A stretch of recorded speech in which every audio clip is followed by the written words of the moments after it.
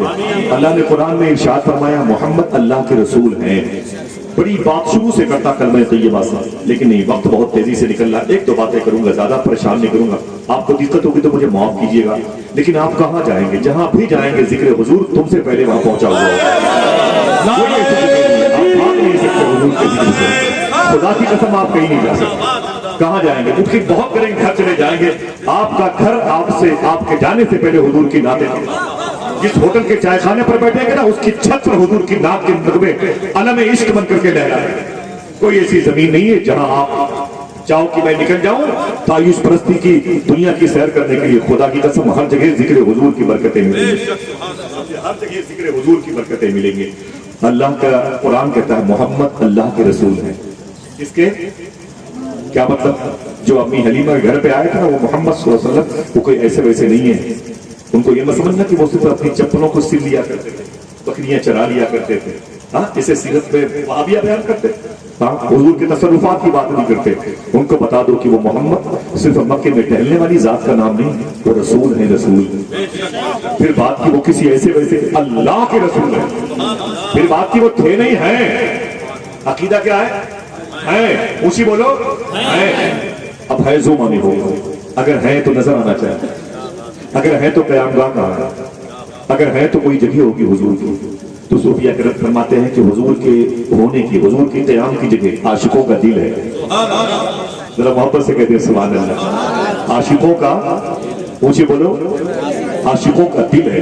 اب حضور کو ڈھونڈنا حضور کہاں ہے تو پتہ کر لو کہ عاشق کہاں ہے، پتہ کر لو عاشق کہاں ہے، تو سمجھ میں آ جائے گا وہی حضور ہے۔ پتہ کر لو عاشق کہاں ہے، اور جہاں عاشق ہوگا ذکر حضور ہوگا۔ شیخ صاحب فرماتے ہیں کہ ذکر حضور کا کمال یہ ہے کہ حضور کی موجودگی میں، یہ حضور کے ذکر کا کمال یہ ہے کہ حضور کی موجودگی میں ہوتا ہے۔ میں بتاتا ہوں کہ حضور ہیں کہاں پر۔ دو تین باتیں کروں گا انشاءاللہ، اور میں اپنے بچوں سے، اپنے بھائیوں سے گزارش کروں گا کہ حضور غوث اعظم کی تعلیمات میں سے دو تعلیم ہے، اس تعلیم پر عمل کریں تاکہ عشق مصطفیٰ کا آئینہ دار آپ بن جاؤ انشاءاللہ۔ دیکھیے حضور کہاں ہے، ایک دو باتیں مبارک داستان عشق کے طریقے سے میں بتاتا ہوں آپ کو، اور یہیں پر بیٹھے رہیے گا اور اپنے دل کو حضور کی بارگاہ میں رکھیے گا۔ شہر ہے مدینہ شریف۔ اچھا کتنے لوگوں نے مدینہ شریف دیکھا ہے؟ ہاتھ اٹھا کے بتائیں۔ ماشاءاللہ سبحان اللہ۔ اب آپ کے دو بھائی باہر رہتے ہیں ماشاءاللہ، وہ بھی اس پروگرام کو سماعت کر رہے ہیں توحید نیٹ ورک کے ذریعے سے۔ اور اچھا کتنے لوگ دیکھنا چاہتے ہیں؟ سبحان اللہ سبحان اللہ۔ ایک سے پڑھتا ہوں، چیختا ہوں کہ مدینہ کوئی لے جائے مجھے۔ 3 دن کے بعد میرا ٹکٹ ہے مدینہ شریف کا، لیکن پتہ نہیں کیوں بہت دن کے بعد اب ڈر بہت لگ رہا ہے، خدا کی قسم بہت ڈر لگ رہا ہے۔ اب کی میری ہمت بالکل پست ہے مدینہ شریف کی طرف، یہ شاید گناہوں کی زیادتی کی وجہ سے۔ بغداد تو بھاگ جاتا ہوں، دل بڑا خوش ہوتا ہے، اور وہاں کے خادم جس واش روم میں خدمت کرتے ہیں، میں اس واش روم کو اپنی پلکوں سے صاف کرنا چاہتا ہوں۔ خدا کی قسم بغداد کی طرف اللہ کی مرضی ہے، بڑی لو لگی رہتی ہے، اور یہ تصور بھی بڑے کرم پر بنی ہے، بہت بڑی بات، بڑے کرم کی بات ہے۔ حضور غوث پاک کی محبت اللہ ہمارے دلوں میں جو ہے مسکن بنا دے، موزن کر دے، اے ٹی ایم بنا دے ہمارے دل، حضور غوث اعظم کی محبت کا۔ تو دو تعلیم حضور کے عشق کے حوالے سے، وہ دو تعلیم اس کے درمیان موجود رہے گی انشاءاللہ۔ لیکن مدینہ شریف کے نام سے بڑا ڈر لگا۔ 2-3 باتیں ہیں، دیکھتے ہیں کہ زندگی رہی، حضور نے چاہا تو حاضری۔ ایک شعر مجھے یاد آیا، چیختا ہوں کہ مدینہ کوئی لے جائے مجھے، چیختا ہوں کہ مدینہ کوئی لے جائے مجھے، اور آواز گناہوں سے دبی جاتی ہے، اور آواز گناہوں سے دبی جاتی ہے، چیختا ہوں کہ مدینہ کوئی لے جائے مجھے، اور آواز گناہوں سے دبی جاتی ہے۔ ملتان میں صاحب کے جب کوئی مدینہ شریف جاتا نا، اس کو ایک خط بھیجا کرتے تھے، یہ خط حضور کو دے دینا، یہ خط حضور کو دے دینا، یہ خط حضور کی بارگاہ میں رکھ دینا۔ 150 خطوط بھیج چکے تھے۔ کتنے؟ اونچی آواز۔ ایک صاحب جانے لگے تو بولے میں جا رہا ہوں مدینہ شریف، بولے رکو رکو رکو، ایک خط میرا حضور کو دے دینا۔ بولے یہ بتاؤ کتنے خط بھیج چکے ہو؟ بولے 150 خط بھیج چکا ہوں، ایک خط اور آپ لے کے چلے جاؤ، حضور کی بارگاہ میں رکھ دینا۔ تو حاجی صاحب نے کہا یہ بتاؤ تم یہ خط کیوں بھیجتے ہو؟ تو رو کے بولے کبھی نہ کبھی تو جواب آئے گا، کبھی نہ کبھی تو جواب آئے گا۔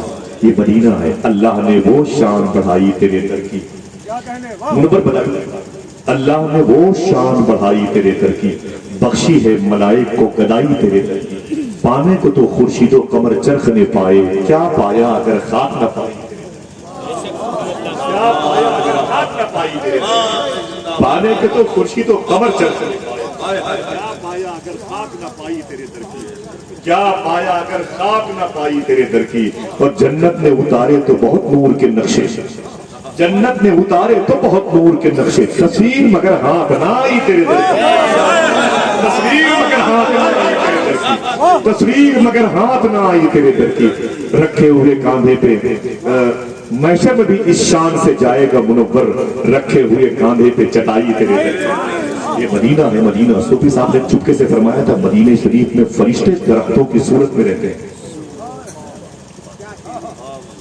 مدینہ شریف میں فرشتے درختوں کی صورت میں رہتے ہیں۔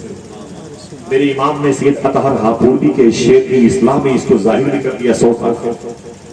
کیا فرمایا تھا، کب ہے درخت حضرت والا کے سامنے، قدسی کھڑے ہیں، قدسی کھڑے ہیں عرش معلیٰ کے سامنے۔ اس کی وضاحت میرے امام نے پہلے کی تھی۔ یہ مدینہ ہے مدینہ، کون سا شہر ہے؟ کتنے لوگ جانا چاہتے ہیں مدینہ شریف؟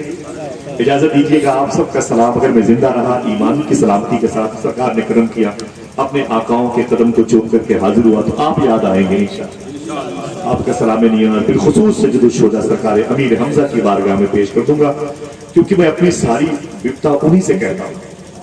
مدینے کے لوگ کہتے ہیں جو بھی کہنا ہو سرکار امیر حمزہ سے کہو، وہی مدینے کے ناظم ہیں، وہی مدینے کے گورنر ہیں، وہ جو حضور سے کہتے ہیں حضور ان کی بات نہیں ڈال رہے۔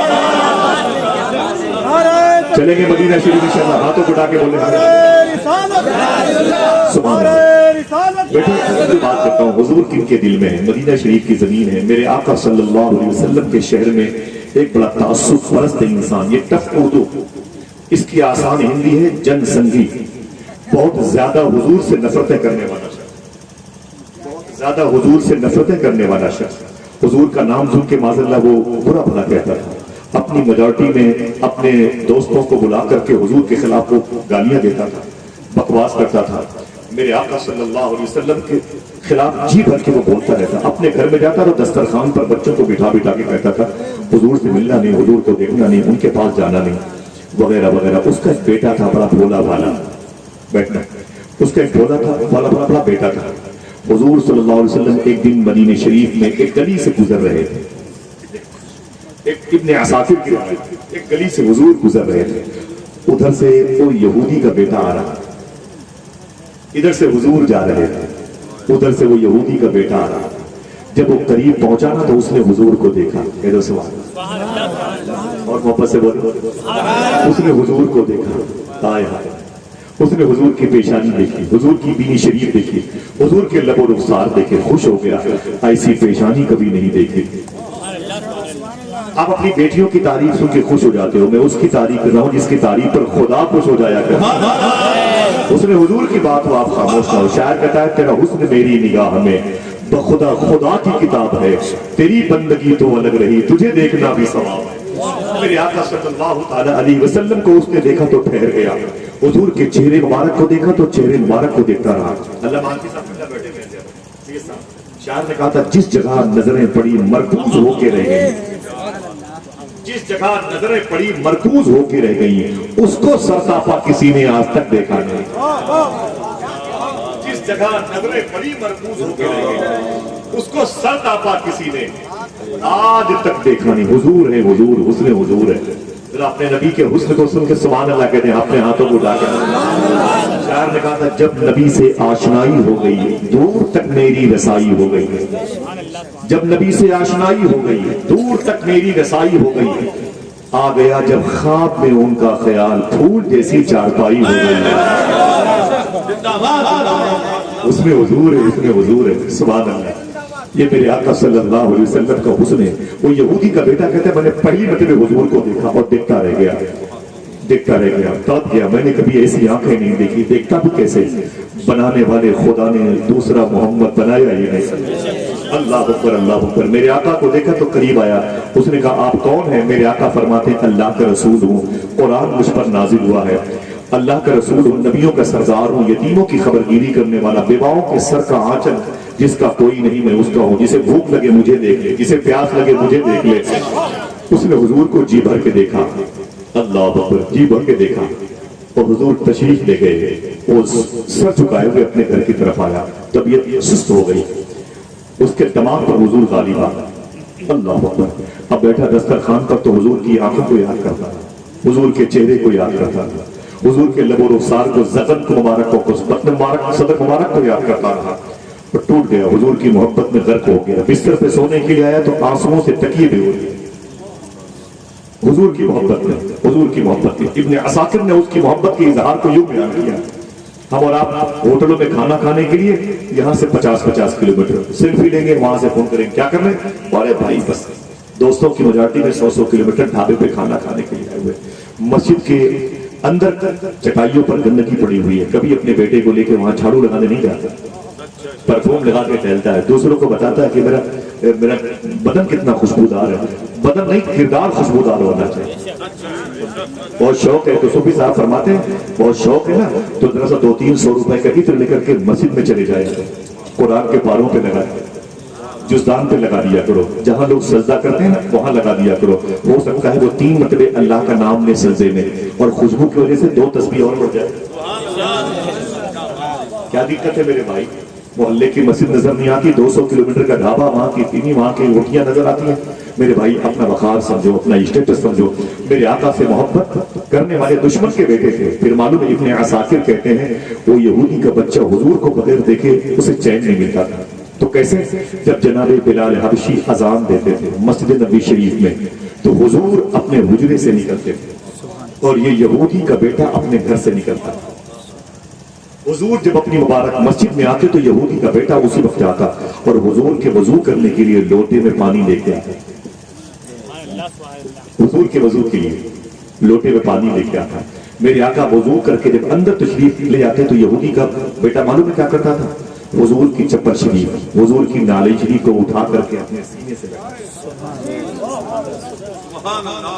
میرے امام کے بجرے بھائی نے کہا تھا کہ جو سر پہ رکھنے کو مل جائے نالے پاک حضور تو پھر کہیں گے کہ ہاں تاجدار ہم بھی، یہ اس کا معمول تھا۔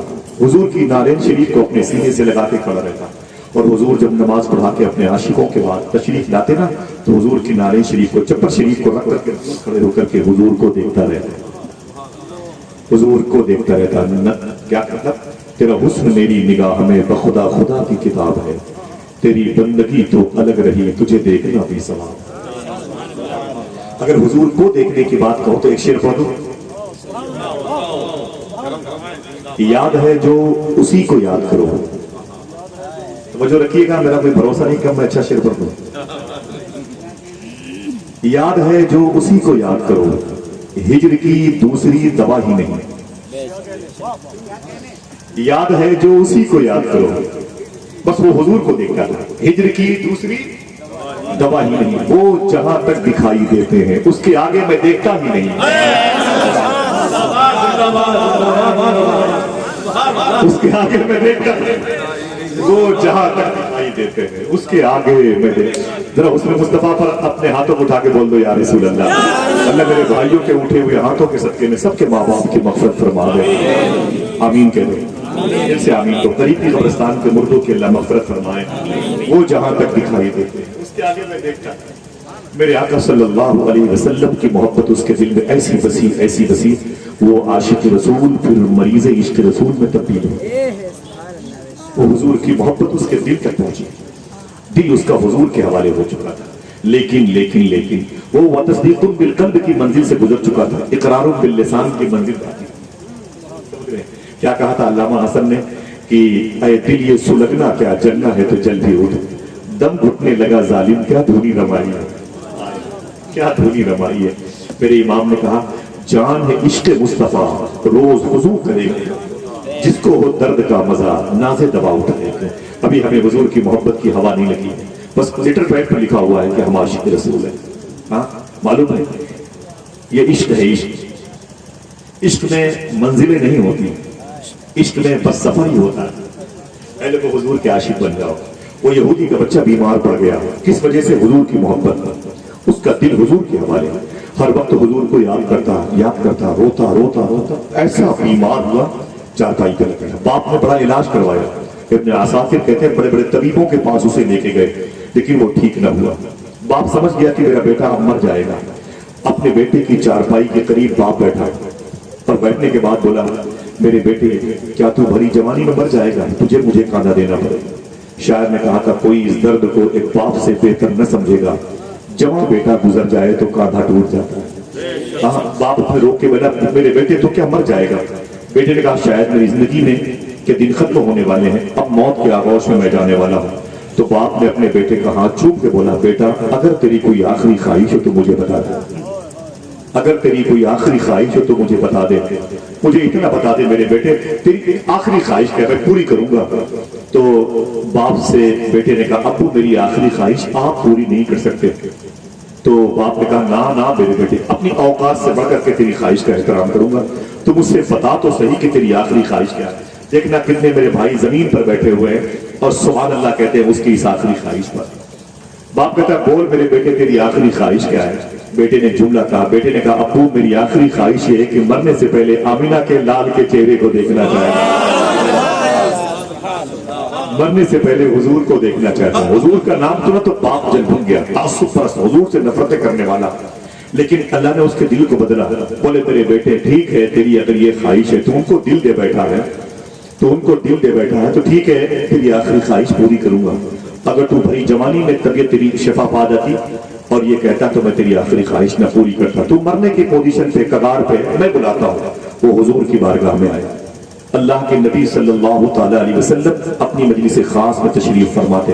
حضور اپنے غلاموں کے ساتھ وہ آیا. اس نے کہا کہ اے مسلمانوں کے نبی، میرے آقا فرماتے کیا بات ہے؟ اس نے کہا میرا بیٹا میرے گھر میں آپ کا انتظار کر رہا ہے اور اس کی جان لب پر ہے، جان پر لب ہے. ہو سکتا ہے وہ بس مرنے والا ہو، قریب مر بھی چکا ہو، آپ چلے اسے، وہ آپ کا انتظار کر رہا ہے. شاعر کا شعر مجھے یاد آیا، وہ باب ہستی کو رفتہ رفتہ فنا کے ساحل پہ لا رہا ہوں، وہ باب ہستی کو رفتہ رفتہ فنا کے ساحل پہ لا رہا ہوں. قضا سے کہہ دو وہیں پہ ٹھہرے میں خود ہی نزدیک آ رہا ہوں، وہ باب ہستی کو رفتہ رفتہ فنا کے ساحل پہ لا رہا ہوں. قضا سے کہہ دو وہیں پہ ٹھہرے میں خود ہی نزدیک آ رہا ہوں. بجھی ہوئی شمع کا دھواں ہوں اور اپنے مرکز کو جا رہا ہوں. یہ دل کی دنیا تو مٹ چکی ہے اب اپنی ہستی مٹانا. یہ شعر دیکھیں ان بڑوں کے موجودگی میں شعر پڑھتا ہوں. وہ باب ہستی کو رفتہ رفتہ فنا کے ساحل پہ لا رہا ہوں. قضا سے کہہ دو وہیں پہ ٹھہرے میں خود ہی نزدیک آ رہا ہوں. ادھر وہ گھر سے نکل رہے ہیں ادھر میرا دم نکل رہا ہے. بجھی ہوئی شمع کا دھواں ہوں اور اپنے مرکز کو جا رہا ہوں. یہ دل کی دنیا تو مٹ چکی ہے اب اپنی ہستی مٹا رہا ہوں. ادھر وہ گھر سے نکل رہے ہیں ادھر میرا دم نکل رہا ہے. دغا کہاں دے گئی ہے قسمت وہ آ رہے ہیں میں جا رہا ہوں. دغا کہاں دے گئی ہے قسمت، دغا کہاں دے گئی ہے قسمت وہ آ رہے ہیں میں جا رہا ہوں. ادھر وہ گھر سے نکل رہے ہیں ادھر میرا دم نکل رہا ہے. دغا کہاں دے گئی ہے قسمت وہ آ رہے ہیں میں جا رہا ہوں. میرے آقا صلی اللہ علیہ وسلم تشریف لائے. پہلی مرتبہ حضور اس کے گھر میں تشریف لائے. وہ چارپائی پر بستر کی صورت میں لیٹا ہوا تھا. جیسے حضور اس کے گھر میں داخل ہوئے اس کی آنکھوں سے خوشیوں کے آنسو ظاہر ہو گئے. اس کی آنکھیں نمناک ہو گئی، اشک باری کا شرف پا گئی. اس نے اپنے گھر میں حضور کو دیکھا. شاعر کہتا ہے وہ آئے گھر میں ہمارے خدا کی قدرت ہے، کبھی ہم ان کو کبھی اپنے گھر کو دیکھتے ہیں. حضور کو دیکھا تو رونے لگا. میرے آقا نے جملہ ارشاد فرمایا کلمہ پڑھ لے. سب لوگ بولے کیا فرمایا حضور نے؟ کوئی بھی کام ہو تو جاتے رہیے گا، وہ بھی کام ضروری ہے جو آپ کرنا چاہتے ہیں، لیکن حضور کی بات، حضور کے عاشقوں کی بات دو چار اپنے ساتھ رکھیے گا.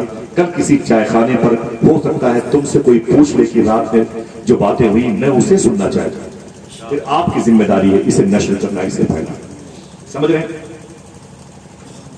حضور نے فرمایا کیا فرمایا؟ کلمہ پڑھ. اور کوئی کہہ سکتا ہے؟ کلمہ پڑھ. حضور نے کیا فرمایا؟ یہ بات حضور نے کہی ہے جو آپ کہہ رہے ہیں. کیا فرمایا؟ حضور کی زبان سے یہ جملہ نکلا ہے. بس زبان کا فرق ہے، بس زبان کا فرق ہے، ورنہ کہا حضور نے یہی کلمہ پڑھ لے. سمجھ رہے ہیں آپ؟ حضور نے فرمایا کلمہ پڑھ لے. تو اس نے اپنے باپ کو دیکھا. باپ بڑا مشکل سخت قسم کے انسان تھا. اس نے اپنے باپ کو دیکھ کے ڈر گیا. جیسے میں کلمہ پڑھوں گا میرا باپ ناراض ہو جائے گا. اللہ نے اس کے دل کو منقلب تبدیل کر دیا. جملہ سنیں, جیسے حضور نے فرمایا کلمہ پڑھ لے, اس نے اپنے باپ کو دیکھا ڈر کے مارے, تو باپ نے کہا پڑھ لے, یہ تیری قسمت ہے, تیرے گھر آئے ہوئے ہیں. پڑھ لے, یہ تیری قسمت ہے, تیرے گھر آئے ہوئے ہیں. یوں تیرا اسم گرامی میرے لب پر آ گیا, جیسے دریا تشنگی کے پاس چل کر آ گیا. اللہ اکبر. اس نے جیسے حضور کا کلمہ پڑھا, حضور کی غلامی جیسے اختیار کی. اللہ اکبر. میرے آقا فرماتے ہیں چلو میرے غلاموں. حضور اس کے گھر سے اپنے آپ کو باہر نکالا, اپنے غلاموں کو لے کے جیسے حضور باہر آئے, اس کی روح نکل گئی. ادھر وہ گھر سے نکل رہے ہیں, ادھر میرا دم نکل رہا ہے. دغا کہاں دے گئی ہے قسمت, وہ آ رہے ہیں میں جان رہا ہوں. جیسے حضور باہر آئے وہ اس کا انتقال ہو گیا. باپ دوڑا ہوا آیا, اس نے کہا کہ مسلمانوں کے نبی میرا بیٹا مر گیا, وہ میرے کسی کام کا نہیں, آپ اسے لے لیں, اب اسے اپنے ساتھ لے کے جائیں. میرے آقا خوش ہو کے فرماتے اپنے غلاموں کو چلو واپس. میرے آقا واپس تشریف لائے. واپس آنے کے بعد حضور نے فرمایا کہ اٹھاؤ اسے لے چلو میری مسجد, میرے حجرے کے اندر. اللہ اعلان اب یہ ہونے والا ہے, عاشق کا جنازہ ہے ذرا دھوم سے نکلے, عاشق کا جنازہ ہے ذرا دھوم سے نکلے, محبوب کی گلیوں میں ذرا دھوم کے نکلے. میرے آقا نے اسے لیا, اس کی غسل کی ترکیب پیدا ہوئی, اس کے کفن کا انتظام کیا. حضور نے اس کی نماز جنازہ پڑھائی. کوئی اپنے ہاتھ کو اٹھا کے سبحان اللہ کہے, اس پر کرم دیکھو حضور کا. اب جب اس کی تدفین کا وقت آیا تو بقی شریف میں اسے حضور اپنے غلاموں کے ساتھ لے کے آئے. گرمی زیادہ نہیں تھی اور بھیڑ بھی زیادہ نہیں تھی. گرمی زیادہ نہیں تھی اور بھیڑ بھی زیادہ نہیں تھی. اللہ اکبر.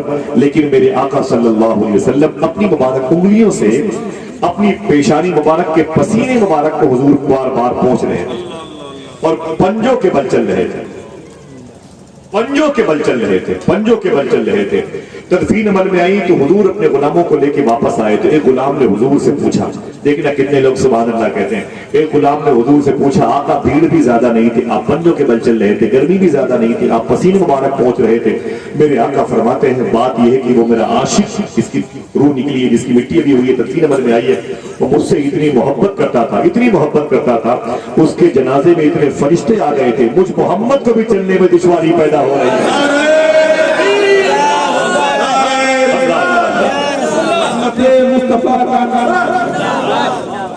وہ جو محمد اللہ کے رسول ایسوں کے دلوں میں, حضور کی قیام گاہ ایسوں کا دل ہے. آج ہمارے یہ چیز نظر نہیں آتی, معلوم ہے یہی حال ہماری ماں بہنوں کا بھی ہے. میں تو صبح انٹرنیشنل ہوٹل میں ایئرپورٹ کے سامنے بغداد کے مشائخ تھے, تو ایک اخبار میں ہیڈنگ پڑی ہوئی تھی, اس کو دیکھا گیا. تقریباً 2014 سے تقریباً 40,000 سے زیادہ مسلم لڑکیوں نے اپنے مذہب کو تبدیل کیا اس حکومت میں. اور ابھی تقریباً 8 دن پہلے کی بات ہے, غازی پور ضلع میں ایک جلسہ ہو رہا تھا. اس جلسے میں بڑے ذمہ دار عالم نے اعلان کیا یہ جھوٹی خبر ہے, جو باتیں بتائی جا رہی ہیں, کہ اس کی آنکھ میں آنسو آ گئے. میری ماں بہنوں سنو, رو کے بولا کہ تقریباً 7 لاکھ سے زیادہ مسلم لڑکیوں نے اپنے دھرم کو بدل دیا. 7 لاکھ سے زیادہ, جو اپنی راتیں شراب اور خنزیر کا گوشت کھانے والوں کے ساتھ گزارتے ہیں. اس کا خمیازہ ہماری نسلیں بھگتیں گی, ہماری خاموشی, جو آج حضور سے ہمارا قلبی و روحی و جسمی تعلق جو ہونا چاہیے وہ ہے. آپ کیا سمجھ رہے ہیں کہ آپ کی بہن بیٹیاں محفوظ ہیں؟ نانا, وہ جو آنچ لگی ہے نا بدمنی کی, یورپ کی گلیوں کی, وہ آنچ آہستہ آہستہ ہمارے گھر تک آنے گا. ابھی کیا ہے, ابھی تو نماز پڑھنے پر پابندی رکھنے والے. ابھی کیا, ابھی درود نہیں پڑھو گے تو درود پڑھنے کے لیے پرمیشن لینا پڑے گا. سمجھ رہے ہیں آپ, مسجد کی آوازیں کم کرائی گئی ہے, مینار تک گرانے کی نوبت آ گئی. اس سے پہلے کہ یہ حادثات کا سامنا کرنے کے لیے ہماری آنکھیں زندہ رہیں, میں گزارش کرتا ہوں کہ حضور پر اپنی جان فدا کرنے والوں کا حصہ, حضور کی ناموس پر ذرا سا اپنے آپ کو حضور کے عاشقوں میں شامل ہو جاؤ. حضور پر درود پڑھنے والے قبیلے سے اپنا رابطہ جوڑ لو. 4 گھنٹے تک موبائل کا استعمال کر اور 10 مرتبہ بھی حضور پر درود نہ پڑھے. یہ کہاں کہ عشق کی ملبوس خوشنما ہے مگر کھوکھلے ہے جس میں چھلکے سجے ہوئے ہیں پھلوں کی دکان میں. ہاں, پھر کس سے کہا جائے گا؟ پہلے کے دور میں عورتیں اپنی گود کے بچوں کو بہلاتی تھی تو دوسری بہنیں کہتے بہن کیا بات ہے, تیرا بچہ بڑا رو رہا ہے, تو وہ کہتی میری بچی کی طبیعت ٹھیک نہیں ہے, تو وہ کہتی کسی حکیم کو دکھا دے. تو مائیں کہتی تھی نا نا نا نا حکیم کو نہیں دکھاؤں گی میں اپنے بچے کو. 3 دن کے بعد میرے محلے میں حضور کی ملا شریف کی محفل ہونے والی ہے, اپنے بچے کو لے کر کے اسی مجلس میں چلی جاؤں گی, میرا بیٹا حضور کا ذکر سنتے سنتے شفا پا جائے گا. آج حضور کے ذکر سے الرجی ہو گئی. ابے چلو یار چلو, بہت ساری باتیں تقریریں شعر و شاعری ہو گئی. اللہ اکبر, کیسے بات بنے گی بتائیے. دعا کرو اللہ ہمارے دلوں کو پاک فرما دے. آمین آمین. سچ بولو اور حلال کھاؤ. عشق رسول کے لیے پوچھا گیا, غوث پاک سے فرماتے ہیں سچ بولا کرو حلال کھایا کرو. سچ بولا کرو حلال کھایا کرو. آج ہم یہی نہیں کر پاتے. اس کے لیے کیا منع کیا یوگی جی نے, اس کے لیے منع کیا وزیر اعظم نے آپ کو, یہ تو اس کے لیے تو آپ آزاد ہیں نا بھائی. سرکار غوث اعظم کے ابو جان نے بہتا ہوا سیب کھا لیا تھا. میں نے پوچھا صوفی سلطان میاں شاہ صاحب قبلہ سے, حضور اتنی بڑی غلطی نہیں ہے, بہتا ہوا سیب کھا لیا, بہتا ہوا سیب کھا لیا تھا, نہ کھاتے سیب خراب ہو جاتا. میں نے وہ نہر جیلان میں دیکھی ہے جس نہر سے بہتا ہوا سیب. حافظ سلمان صاحب دعا کرو اللہ سب کو زیارت کا شرف عطا مل جائے ماشاءاللہ. میں نے پوچھا صوفی صاحب سے, غوث پاک کے پورے بہتا ہوا سیب کھا لیا تھا, اتنا بڑا جرم نہیں ہے, نہ کھاتے تو وہ سڑ جاتا, سڑنے سے بچا لیا. پھر اس سیب کے بدلے میں شیخ عبداللہ سومئی نے 12 سال کی پنالٹی لگا دی. میں نے کہا میری سمجھ میں نہیں آتا, ایک سیب بہتا ہوا, چرایا نہیں, اٹھا کے کھایا نہیں, توڑ کے کھایا نہیں, لے کے بھاگے نہیں, ایسی بس بہتا ہوا جا رہا تھا, اسے کھا لیا, تب 12 سال کی پنالٹی تو کیا مطلب. تو صوفی صاحب فرماتے ہیں غوث پاک کے ابو جانتے تھے اگر میں کھانے پینے میں اس قدر احتیاط نہیں کروں گا تو میرے گھر میں ولیوں کا سلطان شیخ عبد القادر کیسے پیدا ہوگا. میں نے پوچھا صوفی صاحب کی وجہ سے, دوستو 2 کام کیا کرو, ہاتھوں کو اٹھا کے بولو انشاءاللہ. آپ کو جامعہ ازہر جانے کی ضرورت نہیں, جامعہ اشرفیہ جامعۃ الازہر, آپ کہاں جائیں گے 10 سال پڑھنے کے لیے. آپ جو کام کر رہے ہیں وہی کام کریں, لیکن یہ 2 کام کبھی نہ بھولیے گا. ہاتھوں کو اٹھا کے بولے انشاءاللہ, دل سے بولے انشاءاللہ, دل سے بولے انشاءاللہ. بس غوث پاک فرماتے غوث پاک فرماتے تم اپنی کتنی ذمہ داری لے لو, فرماتے بڑے کی اس کے ذمہ دار تم بن جاؤ. یہ منہ کی بات کی غوث پاک نے, اس کے تم ذمہ دار بن جاؤ, تمہارے پورے وجود کی ذمہ داری عبد القادر لیتا ہے. کسی نے پوچھا سیدنا شیخ یہ کیا مطلب, فرماتے یہ منہ ہے, اس سے جو نکلے وہ سچ نکلے, جو جائے حلال جائے. اس سے جو ظاہر ہو وہ سچ ظاہر ہو, جو اس کے اندر جائے وہ حلال جائے. 2 کام کرنے میں دقت ہے, کوئی پریشانی مجھے بتائیں, کیا پولیس آ جائے گی, FIR ہو جائے گا, ہاتھوں کو اٹھا کے بتائیں کوئی دقت. وعدہ کرو انشاءاللہ اس مبارک مجلس سے میرے بھائی کی اس قربانیوں کو اللہ قبول فرما لے. کہیں بھی رہیں گے 2 کام کرتے رہیں گے, کہیں بھی رہیں گے. میں نے پوچھا صوفی صاحب سے وہابیہ دیابنا کی بڑھتی ہوئی تعداد کی وجہ, بولے حرام خوری ہے, بولے خدا کی قسم حرام خوری ہے. جس کی نسلیں حرام کھاتی ہیں اس کی نسلیں گمراہ بھی ہو سکتی ہیں, فسق و فجور میں گرفتار ہو سکتی ہیں, گستاخ رسول ہو سکتی ہیں, اور برے اعمال کرتے کرتے ان کے دل سیاہ ہو سکتے ہیں, توہین رسول کا مرتکب ہو سکتی ہیں ان کی. لہٰذا اے لوگوں سوئچ آف کر دو, پہلے سوئچ آف کر دو. دعا کرو اللہ ہم سب کو سچ بولنے اور حلال کھانے کی توفیق عطا فرمائے. ہاتھوں کو اٹھا کے بولو انشاءاللہ. یہاں رہو گے احمد آباد میں نہ, بمبئی میں, دلی, چنئی, باہر ہے نہ, کہیں بھی نہ, 2 کام کرتے رہنا انشاءاللہ. بولو انشاءاللہ. اللہ راضی ہے, اللہ دینے والا ہے. یہ حرام معلوم ہے. میں نے پوچھا صوفی صاحب سے, حضور غوث اعظم کے گھر میں وہ خواجہ خضر آئے تھے, اور خواجہ خضر نے فرمایا تھا کہ سیدنا شیخ ایک شہر کے ابدال کا انتقال ہو گئے. میرے ٹاپک سے ہٹ کے باہر, ایک شہر کے ابدال کا انتقال ہو گیا. ابدال معلوم ہے کسے کہتے ہیں, ابدال کی وجہ سے شہر میں بارش ہوتی ہے. اللہ کا سسٹم ہے, ورنہ اللہ ان کا محتاج نہیں. ابدال کی دعا سے شہر میں بارش ہوتی ہے.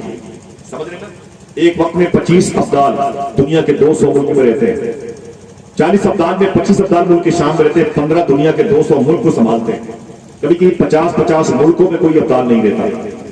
ایک ابدال پورے نصف ملک دنیا کو سنبھالتا ہے. تو خواجہ خضر کہتے ہیں کہ ایک ابدال کا انتقال ہو گیا, کوئی ابدال دے دے. تو اس دن ایک چور غوث پاک کے گھر میں آیا. میں نے پوچھا صوفی صاحب سے, چور کو غوث پاک نے ابدال بنا دیا. بولے ہاں. میں نے کہا دقت مجھے نظر آ رہی. بولے کیا؟ تو میں نے کہا چور کو ابدال بنایا. بولے پھر میں نے کہا سسٹم یہ ہے کہ پہلے چور توبہ کرے, پھر محنت کرے, پھر مومن بنے, پھر صالح بنے, پھر متقی بنے, پھر اللہ اسے ولی بنائے, پھر اللہ اپنی تجلی دکھائے. سینہ پڑ جائے تو مرزوق بن جائے, سمجھ جائے تو سالک بن جائے, پھر سالک سے ادھر ابرار میں آ جائے, اوتاد میں آ جائے, پھر ابدال کی طرف چلا جائے. میں نے کہا اتنی منزلیں طے کرنی ہے. چور کوئی ابدال بنا دیا, چور کو ابدال بنا دیا. بے سبب کیا ہے, تو صوفی صاحب فرماتے ہیں کہ جیسے خواجہ خضر نے غوث پاک سے فرمایا شیخی ایک شہر کے ابدال کا انتقال ہو گیا ہے، تو غوث پاک فرماتے ہیں وہ کنارے ایک بیٹھا ہوا ہے، اسے لے کے آؤ۔ تو خواجہ خضر اس کے پاس گئے اور فرمایا کہ ابدال صاحب اٹھیے، چور ابدال صاحب اٹھیے۔ تو اس چور نے غوث پاک سے کہا شیخی میں چور ہوں، چور ابدال نہیں ہوں۔ تو غوث پاک فرماتے ہیں تیرے اسی سچ بولنے نے تجھے ابدال بنا دیا، تیرے اسی سچ بولنے نے تجھے ابدال بنا دیا۔ سمجھ رہے ہیں آپ؟ تو دو کام کریں گے انشاءاللہ، ہاتھوں کو اٹھا کے بولو انشاءاللہ۔ کیا کرنا ہے؟ سچ بولنا ہے اور حلال کھانا ہے۔ اللہ ہم سب کو سچ بولنے اور حلال کھانے کی توفیق عطا فرمائے۔ جب دل پاک ہوگا تو دل میں حضور کی محبت پیدا ہوگی انشاءاللہ۔ دل میں حضور کی، تو پھر آپ جس دیوار کے قریب سے گزریں گے دیواریں کہیں گے اس کے دل میں حضور کی قیامت، اس کے دل میں حضور ہوتی ہے، اس کا دل حضور کے عشق کا یہ کی آماج گاہ ہے، اس کے دل میں حضور کی محبت قیام کرتی ہے۔ اللہ اکبر، محمد رسول اللہ، محمد اللہ کے رسول، وہ پاکیزہ دل جس میں قیام کرتے ہیں۔ عقیدہ ہے؟ ہاتھوں کو اٹھا کے بولو۔ آئیے ایک بات اور کرتے ہیں، اس کے بعد ایک آخری بات ہو، اجازت ہے؟ کوئی دقت تو نہیں آپ کو؟ ماں باپ کی مغفرت کے لیے ہاتھوں کو اٹھا کے بولیں لبیک یا رسول اللہ، اونچی آواز میں لبیک یا رسول اللہ۔ یہ زمین یعنی مدینہ شریف کی ہے۔ ایک جنگ ہوئی تھی جسے جنگ بدر کہتے ہیں، اس کے بعد ایک جنگ ہوئی تھی جسے جنگ احد شریف کہتے ہیں، جس میں کئی حضور کے صحابہ شہید ہوئے تھے۔ ان میں سے ایک نام تھا جناب امیر حمزہ کا، مصعب بن عمیر کا، عبداللہ بن جہش کا، جناب زیاد کا، جناب حنظلہ کا، اسی مبارک جنگ میں شہید ہوئے تھے۔ ان محسنین نے اس مبارک وادی کی زیارت کا شرف پایا ہے اور جانے والے لوگوں میں شامل ہے ماشاءاللہ۔ دعا کرو اللہ سب کو حاضری کی توفیق عطا فرمائے۔ آمین کہتے ہیں، ہاتھوں کو اٹھا کے آمین کہیں۔ یہ جنگ کی جب شروعات ہوئی تھی نا، معلوم ہے اپوزیشن میں جناب حضرت امیر معاویہ، جناب ابو سفیان تھے، جناب خالد بن ولید تھے، حضور کے غلام تھے، تقریباً 750 یا 800 لوگ تھے حضور کے ساتھ۔ معلوم ہے میرے آقا صلی اللہ علیہ وسلم نے اپنی مٹھی پر جماعت کو بٹھا کے فرمایا تھا تم ادھر چلے جانا، 30% فوجیوں سے کہا تم ادھر چلے جانا، تم ادھر چلے جانا، تم بیچ میں لگ، یہ میمنہ، یہ قلب میسرہ، تم زخمیوں کو پانی پلانا، اور تم تیر ختم ہو جائے تو تیر دینا، تم رجس کے شعر پڑھنا، تم حوصلے دینا، تم کوئی زخمی ہو تو اسے اٹھا کے لانا، کوئی پیاسا ہو تو اسے پانی دینا۔ اے عبداللہ تم جب روما پہ چلے جاؤ 50 تیر اندازوں کو لے کے، جب تک میرا نیا آرڈر نہ آ جائے وہاں سے ہلنا نہیں۔ پھر حضور نے فرمایا یہ بتاؤ میرے خیمے کے سامنے کون چوکیدار رہے گا؟ میرے کمرے کے سامنے، میرے خیمے کے سامنے کون میرا باڈی گارڈ بنے گا؟ ایک بڑے پتلے دبلے صحابی تھے، ان کا نام تھا حضرت زیاد۔ حضرت زیاد، حضرت زیاد، اب آپ بولو برکت کے لیے بولو۔ اللہ میرے بھائیوں کو سلامت رکھے، ماں بہنیں محبت سے بیٹھی ہوئی ہیں، اللہ سب کے کی آنکھوں میں غوث پاک کے نیلوں گنبد کا فیض اللہ کا، آمین کہہ دیں انشاءاللہ۔ اللہ سب کو حضور کا دربار دکھا دے، آمین کہہ دیں۔ تو میرے آقا فرماتے ہیں کہ میرے خیمے کے سامنے کون میرا باڈی گارڈ بنے گا؟ سب سے پتلے دبلے صحابی تھے، ان کا نام تھا حضرت زیاد۔ وہ کھڑے ہو گئے، جب حضور نے انہیں دیکھا تو بالکل پتلے دبلے تھے، کھڑے ہو گئے۔ حضور فرماتے ہیں زیاد بیٹھ جاؤ، زیاد بیٹھ گئے۔ پھر حضور نے فرمایا کہ تم اپنی یہ ٹوکری لے کر کے ادھر چلے جانا، قلب کی طرف، میمنہ کی طرف، میسرہ کی طرف، وسط ہے، یہ دائیں یہ بائیں کا حصہ ہے۔ عبداللہ بن جبیر تم ادھر چلے جانا پہاڑی پر، تم زخمیوں کو پانی پلانا، تم لاشوں کو اٹھا کے خیمے تک پہنچانا، وغیرہ وغیرہ۔ پھر حضور فرماتے ہیں کہ میرے خیمے کے سامنے کون کھڑا ہو؟ بالکل جیسے حضور نے کہا پھر جناب زیاد کھڑے ہو گئے۔ کوئی ان کی محبت پر اور سلام پیش کرتا ہے، محبت سے سبحان اللہ کہتے ہیں۔ پھر جناب زیاد کھڑے ہو گئے، حضور نے دیکھا تو مسکرایا، حضور مسکرائے، فرمایا زیاد بیٹھ جاؤ۔ جیسے زیاد بیٹھے نا تو ان کے قریب ایک ساتھی نے کہا زیاد تمہیں سمجھ میں آ رہا ہے تم کیوں کھڑے ہو رہے ہو؟ بار بار حضور کہہ رہے ہیں کہ یہاں کون کھڑا ہوگا، تم کو سمجھ میں آ رہا ہے کہ حضور کیا کہہ رہے ہیں، تم کھڑے جا رہے ہو؟ تو زیاد بولے ہاں مجھے معلوم ہے حضور کیا کہنا چاہتے ہیں، باڈی گارڈ حضور کا بننا چاہتا ہوں۔ تو اس نے کہا صحت دیکھی آپ نے، دشمنوں کے حملے یہاں زیادہ ہوں گے، جان جانے کا جلدی خطرہ۔ ہاں زیاد اپنے آپ کو دیکھ رہے ہو کیسے ہے؟ جناب زیاد رو کے بولے چپ رہیے، مجھے معلوم ہے جنگیں طاقت کی بنیاد پر نہیں، حضور کی محبت کی بنیاد پر لڑی جاتی ہے۔ آپ بیٹھے رہو، جناب زیاد رو آپ معاف بیٹھے رہے۔ پھر حضور نے تیسری اور آخری مرتبہ فرمایا تم قلب کی طرف چلے جاؤ، تم میمنہ کی طرف چلے جاؤ، تم میسرہ کی طرف چلے جاؤ۔ तुम रजस के शेर पढ़ना, तुम जख्मियों को पानी पिलाना, तुम तलवारें टूट जाए तो उनको तब्दील करना, तुम हौसले देना, तुम नारे लगाना, अल्लाह अकबर के नारे लगाना। अपनी फौजियों को हुजूर ने काम बांट दिया। फिर हुजूर फरमाते हैं, ये बताओ मेरे गुलामों, मेरे खेमे के सामने कौन खड़ा होगा? जरा सी भी देर नहीं की जनाब ज़ियाद खड़े हो। वो जानते थे जान दी हुई उसी की, हक तो ये है कि हक अदा। अल्लाह अकबर, अल्लाह अकबर। जनाब ज़ियाद खड़े हो गए। जब हुजूर ने जनाब ज़ियाद को देखा तो फरमाया, ज़ियाद यहाँ आओ। जनाब ज़ियाद करीब आ गए तो मेरे आका सल्लल्लाहु अलैहि वसल्लम ने जनाब ज़ियाद से फरमाया, ज़ियाद कब तक खड़े रहोगे?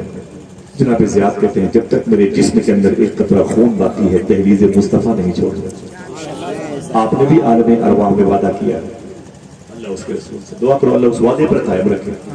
मेरे आका से हुजूर के गुलाम ने फरमाया, जब तक जिस्म के अंदर एक कतरा खून बाकी, आपका दरबार नहीं छोड़ूंगा। मेरे आका सल्लल्लाहु अलैहि वसल्लम ने अगर खुश हुआ तो बता दूं, हुजूर ने अपनी ढाल जनाब ज़ियाद को, अपनी तलवार जनाब ज़ियाद को अता फरमाई। जनाब ज़ियाद खड़े हो गए, जंग का बिगुल बजा, नकारे बजे, लड़ाई शुरू हो गई। बड़ी नशीबो फराज रही इस जंग में, कभी इधर कभी उधर, बड़ी उथल पुथल रही। और लंबी दास्तान है, उधर जाना नहीं है, ये भी अल्लाह की मसलहत है। मालूम है जब जंग थोड़ी देर हुई थी, 72 जख्म आ गए थे जनाब ज़ियाद को। कितने? ये फूलों की बारिश नहीं थी, ये तीर और तलवार की बारिश थी। हम कभी एक पत्थर भी इस्लाम के नाम पर खाए नहीं। हंगामा ज्यादा करते हैं, हमारे हंगामा नहीं ज्यादा। कभी हुजूर के नाम पर, कभी हमको किसी ने 2 तमाचे भी नहीं मारे। जिनको मारा गया वो वीडियो देख के हम मुस्कुराते हैं। हमारा दिल इतना मुर्दा है, हमारा जमीर इतना जो है ना बेजमीरी की तरफ चला गया। ये हिस्स हमारी जो बेदार होनी चाहिए थी वो बेहिस हो गई। हाँ, रोना ये चाहिए था। मेरे आका सल्लल्लाहु अलैहि वसल्लम के उस गुलाम के 72 जख्म आए थे, 72। या मोहम्मदा, यानी या रसूल अल्लाह कह के जमीन पर गिर पड़े। जनाब ज़ियाद जब जमीन पर गिरे ना तो हुजूर के गुलाम आ गए, उनको उठा लिया, उठा करके जख्मी कैंप की तरफ लेके जाने लगे। जब जख्मी कैंप की तरफ लेके जाने लगे ना तो उनकी आंख खुल गई। उन्होंने फरमाया, कहां लेके जा रहे हो, कहां लेके जा रहे हो? तो लोगों ने कहा कि तुम जख्मी हो गए हो, तुम्हें जख्मी कैंप की तरफ, खेमे की तरफ लेके जा रहे हैं। जनाब ज़ियाद दौड़ के बोले, खबरदार, मुझे वापस हुजूर की दहलीज पे ले चले, वापस मुझे हुजूर के खेमे के पास ले चले। तुम्हें या मोहम्मदा कहते जमीन पर गिरे। जब जमीन पर गिरे ना तो हुजूर सल्लल्लाहु अलैहि वसल्लम अपने खेमे से बाहर निकल गए।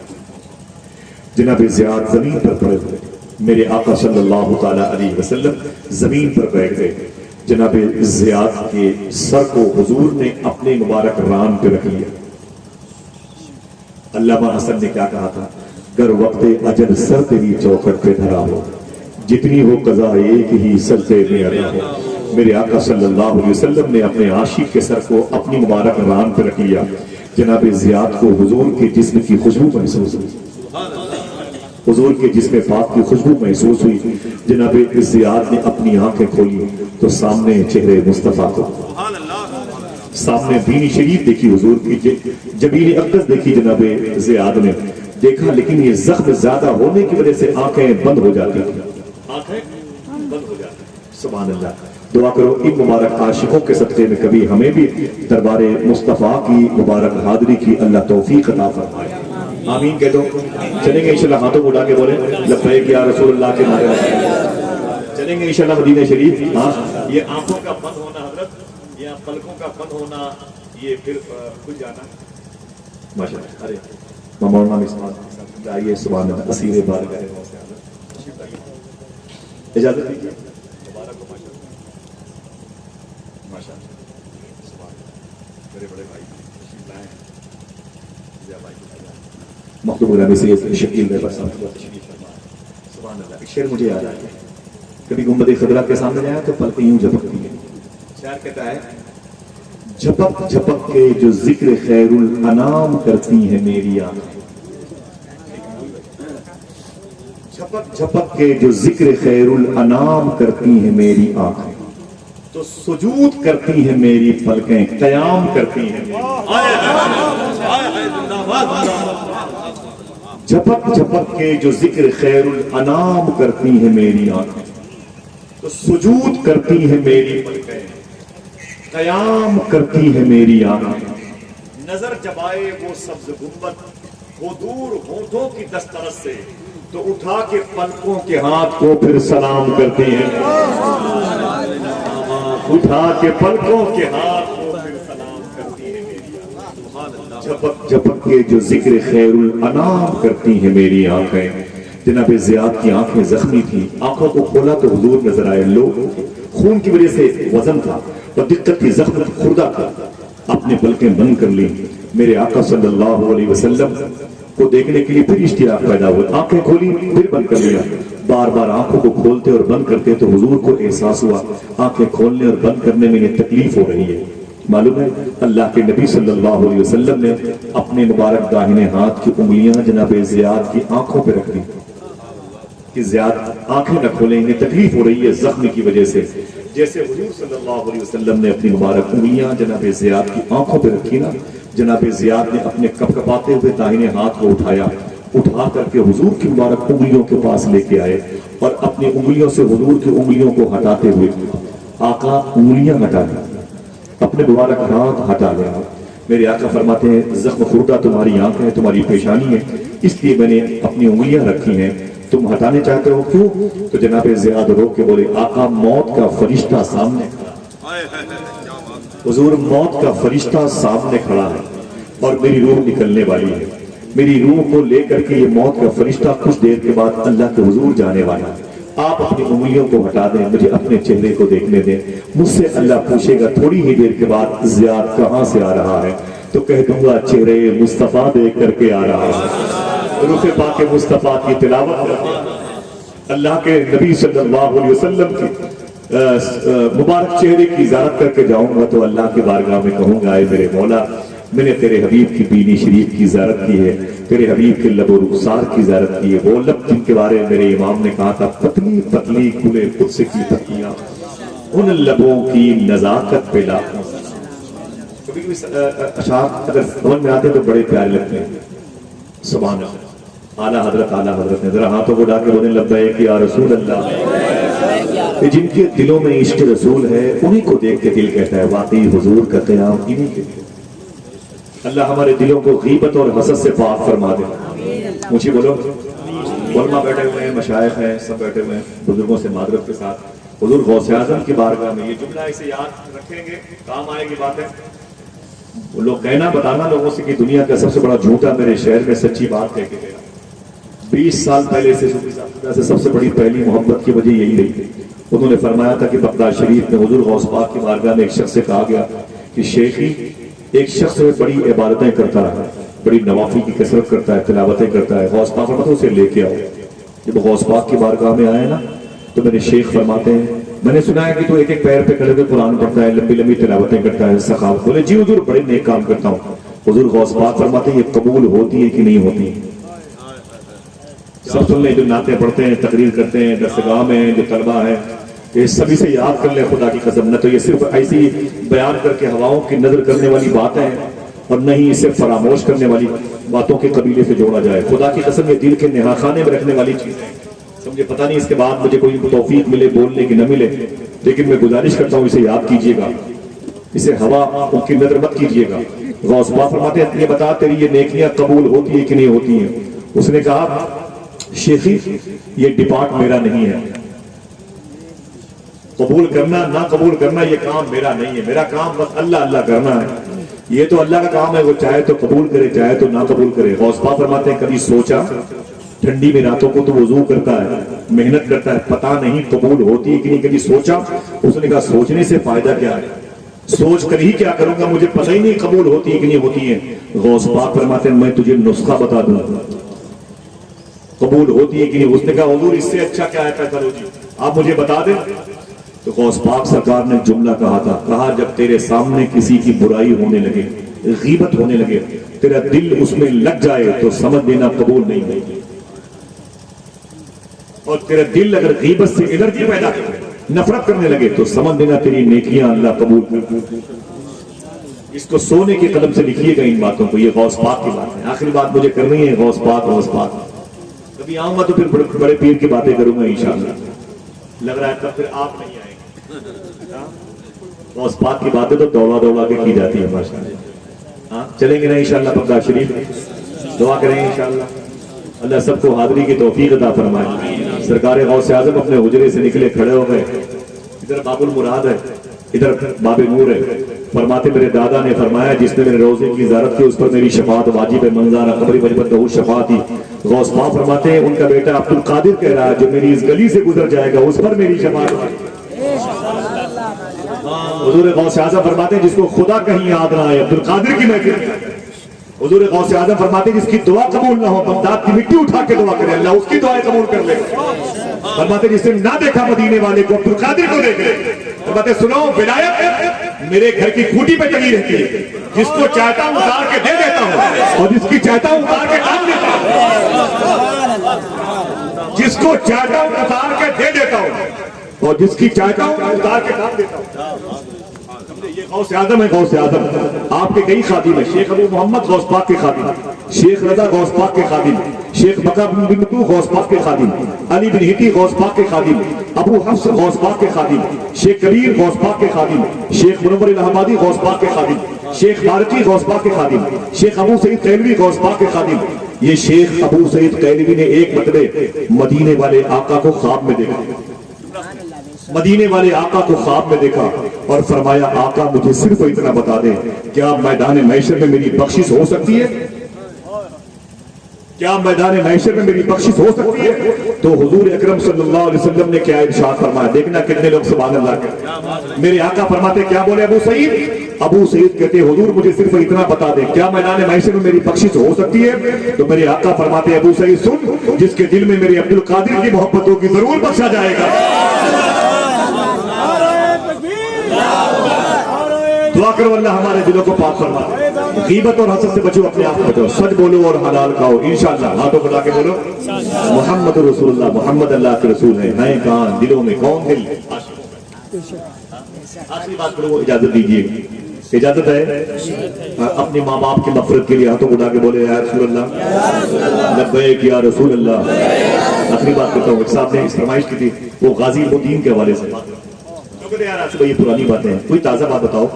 مطلب یہ تو 14 سال پہلے کی بات ہے. ابھی ایسا کوئی شخص گزرا جس کو دیکھ کے لگتا ہو کہ ہاں واقعی در و دیوار خوش ہوتے ہوں گے، شجرہائے نور خوش ہوتے ہوں گے، سمندر کی لہریں خوش ہوتی ہوں گی، واقعی یہ عاشق ہے جس کے دل میں حضور رہتے ہیں. میں ایک بات بتاتا ہوں آپ کو. ابھی ماضی قریب کا واقعہ اعلیٰ حضرت سرکار کی حیات مبارکہ کے عین پر یہ واقعہ پیش آیا تھا. اسی ہندوستان میں، غیر منقسم ہندوستان، تب لاہور ہندوستان میں تھا، اسلام آباد ہندوستان میں تھا، ساہیوال ہندوستان میں تھا، ٹٹا شریف ہندوستان میں تھا، ملتان ہندوستان میں تھا، کراچی ہندوستان میں تھا اور گودرا شریف ہندوستان میں تھا. پورا یہ سب ایک ملک تھا، غیر منقسم ہندوستان. لاہور کی سڑکوں پر بھیڑ بہت زیادہ تھی لیکن ساری بھیڑ ایک فرق کی طرف جا رہی تھی. ایک شخص کا نام تھا علم الدین. اس نے پوچھا لوگوں سے یہ بتاؤ کہ یہ بھیڑ ادھر کیوں جا رہی ہے؟ تو لوگوں نے کہا کہ آج ایک کیس کی سماعت کا دن ہے. ایک پیشی پر ایک مجرم آیا ہوا ہے جس نے 2 مہینہ پہلے اللہ کے نبی صلی اللہ تعالیٰ علیہ وسلم گالیاں دی ہیں. برٹش گورنمنٹ کا دور ہے، آج اس کی پیشی ہے. علم الدین رونے لگا. بس 5-6 منٹ کی بات ہے، اجازت ہے. علم الدین رونے لگا. اس نے کہا کیا مطلب؟ تو لوگوں نے کہا کہ اس نے حضور کو گالیاں دی ہیں، میرے آقا صلی اللہ علیہ وسلم کو برا بھلا کہا ہے، گرفتار ہوا ہے، اس کی پیشی ہے. اللہ اکبر. علم الدین رو کے بولا یہ بتاؤ کہ 2 مہینہ پہلے جس نے حضور کی توہین کی ہے وہ زندہ کیسے ہے؟ وہ زندہ کیسے ہے؟ لوگوں نے کہا بس برٹش گورنمنٹ کی کسٹڈی میں ہے. تو غازی علم الدین وہ تو واپس چلا گیا، اپنے گھر گیا، ایک چاقو لیا اور اسے اندر رکھ کر کے اس کورٹ میں آ گیا، کچہری میں آ گیا، چپکے سے بیٹھ گیا. تھوڑی دیر کے بعد ہنگامہ ہوا، آ گیا وہ آ گیا وہ آ گیا. کون آ گیا؟ کہا وہی آدمی آ گیا جس نے حضور کو گالیاں دی. اللہ اکبر. اندر آیا نا، بڑی بھیڑ تھی، پولیس کمرہ اس میں رول تھا، کافی بھیڑ تھی. آج اس کی کیس کی سماعت کا دن. جیسے وہ کٹہرے میں کھڑا ہوا نا، جیسے علم الدین نے اس کے منحوس چہرے کو دیکھا، اپنی کرسی سے کھڑا ہو گیا. ٹیبل پہ اس نے پیر رکھے، کشن کے دوسرے ٹیبل پہ، اور سیدھے اس سے کٹہرے ہوا، چاقو نکالا، اس کی گردن کو اس کے جسم سے الگ کر دیا. لاش تڑپ کے ٹھنڈی ہو گئی، وہ جہنم میں چلا گیا. پولیس نے علم الدین کو گرفتار کر لیا. ہنگامہ پورے ملک کے ہندوستان میں. غازی گرفتار ہو گیا، علم الدین گرفتار ہو گیا، علم الدین گرفتار ہو گیا. انگریزوں نے اعلان کر دیا جج کا جو فیصلہ آئے گا وہ پھانسی کا ہوگا. علم الدین بچ نہیں سکتا. علم دین نے برٹش گورنمنٹ کے دور میں قتل کیا، وہ بھی کورٹ کے اندر، اس کی معافی نہیں ہے، عمر قید بھی نہیں، اس کو پھانسی ضرور ہوگی۔ معلوم ہے آپ کو اس وقت دنیا میں کتنے بڑے بڑے مشائخ تھے؟ سرکار پیر مہر علی شاہ زندہ تھے، آپ اگر ان کے بارے میں جانتے تو سبحان اللہ کہتے ہیں۔ پیر سید جماعت علی محدث لائر پوری زندہ تھے، بڑا نام ہے یہ پیر سید جماعت علی محدث لائر پوری کا۔ 25,000 لوگوں نے ان کی تبلیغ پر اسلام قبول کیا۔ ہم تو 20 آدمی کو مسواک کرنے کا طریقہ نہ پتا، ہماری صحبتوں میں جو رہتا ہے وہ حرام خور ہو جاتا ہے، ہمارے ساتھ جو اٹھتا بیٹھتا ہے بے نمازی ہو جاتا ہے، وہ غیبت اور حسد کا وہ مجموعہ ہو جاتا ہے۔ ہاں 25,000 لوگوں کو اللہ نے ان کی ذات سے اسلام قبول کرنے کی توفیق عطا فرمائی۔ پیر سید جماعت علی، ابھی نہیں سمجھے ان کے بارے میں، اب شاید سمجھ لو۔ انہوں نے خواب میں حضور غوث اعظم کو دیکھا، انہوں نے اور کہا یا شیخ میرے آقا یہ بتا دیں کہ اس وقت ہندوستان میں آپ کا نائب کون ہے؟ انہی سے غوث اعظم نے فرمایا تھا بریلی کے احمد رضا خان۔ یہ روایت 3 بزرگوں کے ساتھ میں، ان سے بھی فرمایا تھا حضور غوث اعظم نے۔ ایک اور بات سن لو، ان ایک سفر پہ تھے مدینہ شریف میں، جو لوگ نمازوں کی پابندی نہیں کرتے ان کے لیے خاص جانا ہے۔ پیر جماعت علی سفر پہ تھے مدینہ شریف میں، تو مسافر تھے، قصر نماز پڑھتے تھے ڈسکاؤنٹ والی، 4 کی جگہ 2، 4 کی جگہ 2، اللہ اس کے رسول کا حکم ہے۔ جیسے 2 رکعت نماز پڑھی عشاء کی فرض، 3 وتر واجب پڑھ کے سوئے، خواب میں حضور تشریف لائے۔ میرے آقا فرماتے ہیں جماعت علی آل رسولوں کے سنت چھوڑتے ہو شرم نہیں آتی؟ آل رسولوں کے سنت چھوڑتے ہو شرم نہیں آتی؟ تو ہماری اور آپ کی کیا اوقات ہے؟ حضور نے اپنے قبیلے کے لوگوں پر اس قدر سختیاں فرمائی ہیں۔ یہ پیر جماعت علی محدث لائر پوری ہیں۔ ایک بات ان کے اور سن لیں آپ، تقریباً 20-25 وہابی عقیدے کے لوگ ان کے پاس آ گئے، بولے جماعت علی شاہ صاحب فرمایا کیا بات ہے؟ کہا ہم آپ سے مناظرہ کرنا چاہتے ہیں۔ فرمایا مناظرہ ہم سے؟ ایسے موقع پر فرمایا ہاں مناظرہ کرنا چاہتے ہیں۔ تو فرماتے پیر جماعت علی بس بیٹھ جاؤ، بس بیٹھ جاؤ، بیٹھ جاؤ۔ تو 25 وہابیوں نے کہا، 25 وہابیوں نے کہا ارے جماعت علی شاہ صاحب قبلہ آپ کہنے پر بیٹھ جاؤ، شروع کر دو مناظرہ۔ تو یہ بتاؤ کہ میں چاہتا ہوں کہ 10-20 سنیوں کو آپ بلا لیں تب تو مناظرہ ہو۔ آپ فرماتے ہیں بے وقوف کہیں کہ تجھے پتا نہیں کہ میری ماں نے میرا نام جماعت علی رکھا ہے؟ میری ماں نے میرا نام جماعت، میں خود پوری جماعت کے برابر، مجھ سے بات کرنا۔ یہ پیر جماعت علی یہ زندہ تھے، اعلیٰ حضرت سرکار کے شاگرد مرید شیخ دیدار علی شاہ زندہ۔ ہندوستان میں بڑے بڑے مشائخ کرام، یہ دور تھا حضور شیر بے شریف کا، دور تھا حضور سرکار انسان علی شاہ کا، دور تھا بابا تاج کا، دور تھا شیر علی آغا بنجاری شاہ رحمۃ اللہ تعالیٰ علیہ۔ بڑے بڑے اکابرین اپنے اپنے جگہوں پر موجود تھے، لیکن یہ مخصوص مشائخ اس وقت ڈاکٹر اقبال بھی زندہ تھا، قلندر لاہوری۔ ڈاکٹر اقبال کے پاس کچھ لوگ آئے، بولے کہ حضور آپ کو انگلستان کے لوگ سر اقبال کہتے ہیں، بڑی قدر کرتے ہیں، لندن کے لوگ آپ کی بڑی قدر کرتے ہیں، آپ سفارشی ایک خط لکھ دیں تاکہ علم و دین کو پھانسی نہ ہو۔ 15 منٹ تک ڈاکٹر اقبال نے اپنی گردن چھپا کے رکھی، 15 منٹ کے بعد اپنی گردن اٹھائی اور کہا کیا چاہتے ہو؟ کہا علم و دین کی رہائی چاہتے ہیں۔ تو ڈاکٹر اقبال نے کہا ٹھیک ہے، لیکن علم و دین کیا چاہتا ہے؟ علم و دین کیا چاہتا ہے؟ تو لوگوں نے کہا وہ تو پھانسی کے پھندے کو چومنا چاہتا ہے، حضور کی محبت میں اپنی جان دینا چاہتا ہے۔ ڈاکٹر اقبال نے کہا اگر علم دین حضور کے ناموس پر اپنی جان دینا چاہتا ہے، میں کون ہوتا ہوں اس کی دیواروں میں دراڑیں پیدا کروں؟ میں اس کی سفارش نہیں کروں گا جس کا کیس حضور کی بارگاہ تک پہنچ چکا ہوں۔ اللہ اکبر، اللہ اکبر۔ آپ کو معلوم ہونا چاہیے، بیٹھے رہیے گا، بس بات ختم ہے 2-3 منٹ میں، مجھے اجازت دیجیے گا، آپ کو تہمت ہوگی تو معذرت چاہتا ہوں۔ معلوم ہے محلے کے وہ بچے جو علم و دین سے محبت کرتے تھے، چندہ کرنا شروع کر دیا، 2 روپے 5 روپے 10 روپے۔ اے لوگوں، علم و دین کی رہائی کے لیے وکیل کو دینا ہے پیسے پیسے پیسے پیسے، جھولے میں پیسے جمع کرنے لگے، چندہ کرتے کرتے۔ میری ماں بہنوں سنو، علم و دین کے دروازے پر آئے، ہے کوئی جو میرے علم و دین کی رہائی کے لیے چند پیسے دے دے؟ علم و دین کی بیوی نکل کے آ گئی، فرمایا بیٹے کیا ہو رہا ہے؟ تو بچوں نے کہا کہ علم و دین کی رہائی کے لیے ہم لوگ چندہ کر رہے ہیں۔ رونے لگی بیوی، بولے آپ میرے شوہر کی سلامتی چاہتے ہیں، میرا سہاگ سلامت دیکھنا چاہتے ہیں، مبارک ہو، اللہ تمہیں برکتیں عطا فرمائے۔ کام کی بالی نکال کر علم و دین کی بیوی نے ڈال دیا جھولے میں، اللہ تمہیں برکتوں سے نوازے۔ اے بچوں، تم میرے شوہر کو سلامت کی سلامتی کے ساتھ رہائی چاہتے ہو، بہت بہت مبارک ہو۔ اچانک علم و دین کی ماں بھی آ گئی، فرمایا بہو بیٹی کیا ہو رہا ہے؟ माँ से लिपट के बोली, मम्मी ये बच्चे मेरे शौहर की रिहाई चाहते हैं, केस लड़ने के लिए वकीलों को देने के लिए पैसे चंदा कर रहे हैं, देखो इन बच्चों के दिल मेरे शौहर की कितनी मोहब्बत है। तो बोले फिर मैंने अपने काम की बाली निकाल के बच्चों को झोली में डाल दी। माँ ने कहा ना ना ना मेरी बेटी, बाली उठा ले, अपनी बाली निकाल ले, और ए बच्चों तुमने जहां जहां से चंदे किए हैं सब उसे वापस कर दो, मेरे बेटे को उसकी हालत में छोड़ दो। मैंने अपने बेटे को वजू बना बना के दूध पिलाया, दूध पढ़ पढ़ के अपने बेटे को पाला है। अब ऐसे मौके पर जब हुजूर की नामूस पर उसे शहादत का जाम मिलने वाला हो, ये नेमत छीनना चाहते हो। एक शेर है अब्दुल रऊफ अमरोवी का, वो कहते हैं रऊफ उनकी गुलामी में अब अक्सर सोचता हूं मैं, कहीं वो ये न कह दे हम तुझे आजाद करते हैं। रऊफ उनकी गुलामी में अब अक्सर सोचता हूं, कहीं वो ये न कह दे हम तुझे आजाद करते हैं। ऐ मेरे बच्चों तुम्हारा शुक्रिया, अपने अपने घर को चले जाओ। मेरे बेटे की और मेरी बहू बेटी की शौहर की रिहाई की फिक्र ना करो, जाओ बच्चे अपने घर चले आए, कहानी खत्म हो रही है। मालूम है तब बुजुर्गों ने बैठ करके फैसला किया, उसमें पीर जमात अली शाह साहब थे। तो पीर जमात अली ने फरमाया कि शेख पीर मेहर अली शाह साहब से, हुजूर मैंने किताब में पढ़ा है अगर कैदी बेकसूर हो तो सूरह यूसुफ की अगर वो तिलावत करे तो अल्लाह उसे रिहाई दे देगा। सूरह यूसुफ की, कौन सूरह? सो गए आप, थक गए, बोले कौन सूरह की? सूरह यूसुफ। अल्लाह आप सबके माँ बाप की मग़फ़िरत फरमा दे। याद रखिएगा, इसको लिख लीजिएगा, अगर कैदी बेकसूर है तो सूरह यूसुफ पढ़वाया करें इंशाअल्लाह। इंशाअल्लाह बोले कौन सूरह? सूरह यूसुफ। तो पीर मेहर अली शाह साहब से पीर जमात अली फरमाते हैं कि हुजूर मैंने पढ़ा है कि कैदियों की रिहाई के लिए सूरह यूसुफ पढ़वाया जाए।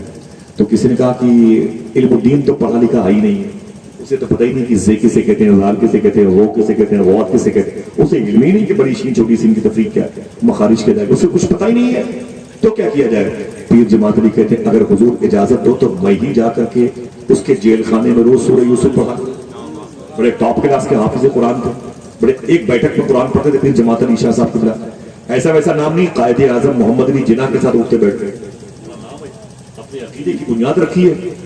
पीर सिंह जमात अली ने कायदे आजम के अकीदे को संभाल के रखा। अल्हम्दुलिल्लाह रब्बिल आलमीन। बहरहाल मुझे तो अपना मुल्क प्यारा है, ये गरीब नवाज का मुल्क है। बात अभी चल रही है इल्मुद्दीन के इश्क की, जिसके दिल में हुजूर थे। सुभान अल्लाह। पीर जमात अली ने अगर इजाजत दो तो मैं जाके पढ़ूं। बोले एप्लीकेशन दो, एप्लीकेशन दी, एप्लीकेशन कबूल हो गई। ठीक है, एक आदमी जमात अली नाम का इल्मुद्दीन के कमरे के सामने आएगा, जेल खाने के सामने रोजाना सूरह यूसुफ की तिलावत करें। बोले ठीक है। इल्मुद्दीन की जेल खाने की सलाखों के पास पहुंच गए पीर जमात अली शाह साहब। आपने सलाम किया, अंदर से जवाब आया, कहा करीब आओ। इल्मुद्दीन जेल की सलाखों के करीब आ गए, इधर मुसल्ला बिछा के बैठ गए। पीर जमात अली फरमाया कि हुजूर खैरियत, कैसे शाह साहब आना हुआ? तो बोले कि रोज आना आऊंगा, सूरह यूसुफ की तिलावत करूंगा और फिर तेरी रिहाई इंशाअल्लाह मुमकिन रहेगी। सूरह यूसुफ की तिलावत से तू रिहा हो जाए, मुझे रिहाई मिल जाएगी। इतना सुना तो रोने लगा इल्मुद्दीन। उसने कहा हुजूर कुरान को कुरान पढ़ने की नीयत से आइए, मेरी रिहाई की नीयत से पढ़िएगा। हुजूर खुदा के वास्ते आप पढ़े, आप से ज्यादा पढ़े मेरे सामने, अपने कुरान पढ़ने की नीयत से रोज आइए, हर वक्त आइए, मुझे खुशी है, मेरी रिहाई की फिक्र ना कीजिए, मैं जुल्फ़े रसूल का कैदी हूँ। अल्लाह अकबर। पीर जमात अली मुहद्दिस दायरपुरी कहते हैं मैं मुसल्ले बिछा के बैठ गया, सूरह यूसुफ की मैंने तिलावत की, जेल खाने की काली कोठरी में उस तरफ बैठा हुआ इल्मुद्दीन सुनता रहा। तमाम हो गई सूरत, मैं उठा, मैंने सलाम किया, चलाया। दूसरे दिन फिर जब मैं गया, अब इसे सुनिएगा गौर से, अगर नींद का एहसास हो तो कोई बात नहीं, जब दिल को सुकून मिलता है तभी नींद आती है, समझे? ये सुकून की निशानी है। पीर जमात अली कहते हैं जैसे मैं मुसल्ला बिछा के बैठना शुरू किया और मेरे सामने जेल की काली कोठरी में लोहे की छड़ उस तरफ, जालियों के उस तरफ बैठा हुआ था इल्मुद्दीन। जैसे मैं कुरान पढ़ना शुरू किया, पढ़ते पढ़ते कहीं धोखे से जबर को जेर मैंने पढ़ दी, जबर को जेर पढ़ दिया। कहा बस जैसे मैंने जबर को जेर पढ़ा, इल्मुद्दीन खड़ा हो गया। उसने कहा शाह साहब आप सैयद हैं, आप मौलाए कायनात के बेटे हैं, अपनी जगह पर है, लेकिन ये कुरान है, एक नुक्ते एक जबर जेर हरकत और सकनात की तब्दीली की गुंजाइश नहीं। कहा क्या हुआ? कहा अभी अभी आपने जबर को जेर पढ़ा है। दंग रह गए। कहा पे कारिगस कीजिए। आयत पलटी गई, जब दोहराई गई आयत तो फरमाया आपने यहाँ पर इस जबर को जेर पढ़ा है।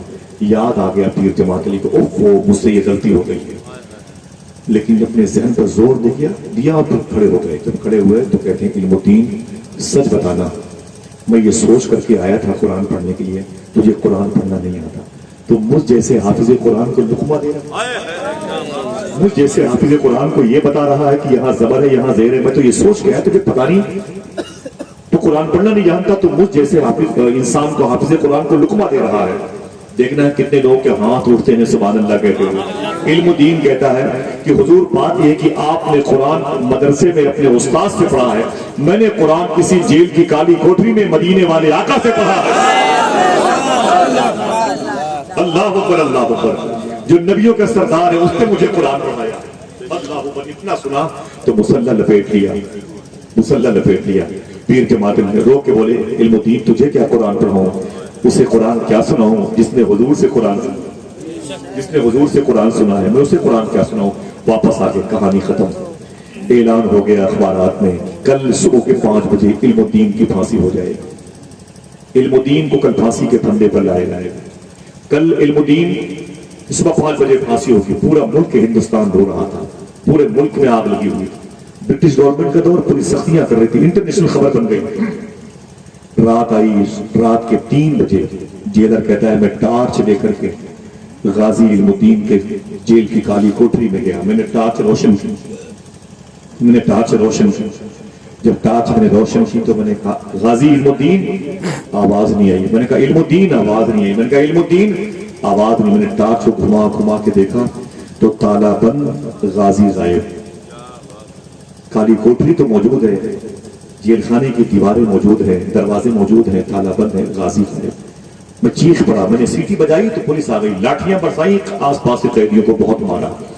لوگ بولے میرا قصور کیا؟ میں نے کہا بتاؤ غازی کدھر گئے؟ لوگ بولے مجھے کیا معلوم. تو جیلر کہتا ہے کہ 1 گھنٹے تک تلاش جاری رہی لیکن غازی نہ ملا. میں نے رو کر کے کہا اس کی جیل کی کالی کوٹری کے سامنے غازی تو کہاں گیا؟ اس کی دیواروں پر اپنی پیشانی مارتا تھا. غازی سینکڑوں لوگوں کی کل نوکری چلی جائے گی. پوری دنیا اس خبر کا انتظار کر رہی تھی. انگریز چھوڑیں گے نہیں، کل سسپینڈ کر دیں گے. کہاں چلا گیا میرے غازی، کہاں چلا گیا تو، کہاں چلا گیا ایسی کسٹڈی میں تو کہاں چلا گیا؟ 1 گھنٹے تک غازی غائب ہے. جب 4 بجے نا تو جیلر کہتا ہے میں نے اپنے سر کو اس کی جیل کی دیواروں پر بہت دیر سے مار رکھا تھا. اچانک میں نے کیا دیکھا کہ غازی علم الدین اپنی کالی کوٹری میں مصلی پر بیٹھ کے حضور کی نعت پڑھ رہا ہے، حضور کی نعت پڑھ رہا ہے. کہتے میں نے ٹارچ روشن کی تو سامنے بیٹھا ہے. غازی غازی کا کیا بات ہے؟ میں نے کہا ادھر آ. تو غازی قریب آ گیا.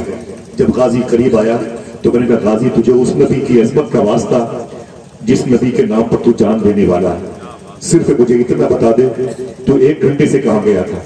اتنی سیکورٹی کے باوجود تو کہاں گیا تھا؟ تو غازی رو کے بولا خدا کی قسم جیلر تو پوچھتا ہے تو بتاتا ہوں.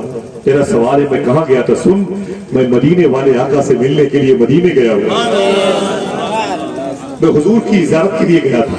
تو جیلر نے کہا وہاں کیا ہوا؟ تو علم الدین کہتے ہیں کہ میں گیا تو حضور تشریف فرماتے، سرکران صدیق عمر و عثمان و علی بیٹھے ہوئے تھے. میں بھی کنارے پر بیٹھ گیا تو میرے آقا نے فرمایا کہ علی علم الدین آ گیا. تو مولا علی فرماتے جی حضور ادھر بیٹھا ہوا ہے. تو میرے آقا فرماتے ہیں علم الدین سے کہہ دو علی کہ ڈر تو نہیں لگ رہا ہے، پھانسی ہونے والی ہے، ڈر تو نہیں لگ رہا ہے. تو علم الدین کہتے ہیں مولا علی سے کہ حضور سے کہہ دیں کہ 1 دن 2 دن کے بعد آپ کی زیارت کرتا رہا، 1 گھنٹے 2 گھنٹے کے بعد آپ کو دیکھتا رہا، بشارتوں پر آپ کا کرم ہوتا رہا. سرکار اب اگر میری پھانسی ہو جائے گی تو میں تو ہر وقت آپ کو دیکھتا رہوں، میں تو انتظار ہی کر رہا ہوں جو ہر ساعت سعید آپ کے چہرے نور کی تلاوت میں گزرے. تو میرے آقا فرماتے ہیں علی علم الدین سے کہہ دو، علم الدین سے کہہ دو واپس چلا جائے اور جا کے پھانسی کی تیاری کرے. ایک شرط یہ ہے ڈرنا نہیں علم الدین. میرے آقا فرماتے ہیں علی کہہ دو اسے ڈرنا نہیں، پھانسی کے پھندے پہ جب جائے گا نا تو رسی اپنے ہاتھوں سے اپنے گلے میں ڈالے گا، یہ خودکشی نہیں ہے. میرے آقا فرماتے ہیں بتا دینا دنیا والوں سے کہ نبی کا عاشق موت سے نہیں، موت نبی کے عاشق سے ڈرا کرتی ہے. بتا دینا اپنے پاؤں کو، اپنے استقلال پائی استقلال کو سنبھال کر رکھنا، غازی سنبھال کر کے رکھنا. پھر میرے آقا نے ایک جملہ ادا کیا تھا، اے لوگوں خوش ہو جاؤ. میرے آقا فرماتے ہیں علی کہہ دو علم الدین سے اس کی پھانسی کے وقت، علی تم کہہ دو میں بھی آؤں گا، صدیق عمر عثمان بھی آئیں گے اور تیری پھانسی کے وقت آمینہ کے لال بھی آئیں گے. अल्लाह गर वक्त अजल सर तेरी चौखट पे धरा हो, जितनी हो कज़ा एक ही सजदे में अदा हो। इल्मुद्दीन से जनरल ने कहा कि ये वाकया पेश आया है, तो जनरल ने कहा कि अब वक्त हो गया है फांसी का, अब इसे नहलाया जाए। इल्मुद्दीन को नहलाया गया, फांसी के कपड़े पहनाए गए। जब इल्मुद्दीन को फांसी वाले कपड़े पहनाए गए, जेल की काली कोठरी से उसे निकाला जा रहा था, तो खुदा की कसम जेल की दीवारों को, जेल की जमीनों को, जेल में इस्तेमाल होने वाले कपड़ों को गाजी उठा उठा के चूमता था, दीवारों तर को बोसे देता था, जमीन के जर्रों को चूमता था। तो जेलर ने कहा कि गाजी ये क्या कर रहा है? तो गाजी रो के बोला, जेलर साहब मुझे याद नहीं मैंने कितनी मरतबे हुजूर को इसी कमरे में नाते सुनाई है। जेलर सुन, इस कमरे के एक जर्रे को सलामत रखना। इन जर्रों ने आमिना के लाल के चेहरे को देखा है। इन पाकीज़ा तबरुकात को सलामत रखना, संभाल करके रखना। इन दरो दीवार ने हुजूर के चेहरे नूर की बरकत को अपने कुलूब की कशबूल में रखा है। इतना कह के जनाब इल्मुद्दीन अपनी जेल की काली कोठरी से निकले। रात भर दूसरे कैदी सोए नहीं थे। अपनी अपनी जेल में अपने अपने बिस्तरों को छोड़ करके, अपने अपने लोहे की जालियों को पकड़ करके अपने अपने काली कोठरी के दरवाजे पर यूं बैठे हुए थे। वो बयान करते हैं, जब गाजी इल्मुद्दीन अपनी काली कोठरी से निकला, नए लिबास में मलबूस, नया लिबास पहने हुए, इत्र में बसा हुआ वजूद ऐसे पुरतबाक तमतराक चेहरों के साथ जा रहा था। तो किसी ने पूछा, गाजी कहाँ जा रहा है? गाजी कहाँ जा रहा है? तो जेलर परेशान। रवायतों में आता है कि जैसे वो अपने जेल खाने के बाहर निकले, एक सिख पुलिस डिपार्ट का सिख, जिसको उम्म लोग सरदार कहते हैं, सिख कहना चाहिए, वो पगड़ी बांध करके खड़ा हुआ था। उसने जैसे गाजी को देखा ना, तो पगड़ियां उतारी और पगड़ियां उतार करके गाजी के पैरों पर रखी और उसने कहा, गाजी जिस नबी से तू मिलने जा रहा है उसी नबी के कलमा पढ़ा के मुझे भी मुसलमान बना दे। ऐसा इश्क तो न देखा न सुना कभी। ऐ गाजी तेरी किस्मत को सलाम। गाजी ने फांसी के फंदे पे जाने से पहले उसे कलमा पढ़ने की तौफीक दिलाई। वो सिख मजहब का इंसान हुजूर की गुलामी अख्तियार किया। जेलर कहते हैं, जब गाजी जा रहा था तो खुदा की कसम लग नहीं रहा था ये फांसी के फंदे पे जा रहा, लग रहा था कोई दूल्हा बारात समेत जा रहा हो।